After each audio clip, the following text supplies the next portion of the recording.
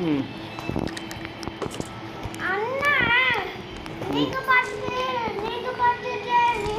அண்ணன் பார்க்கறா ம்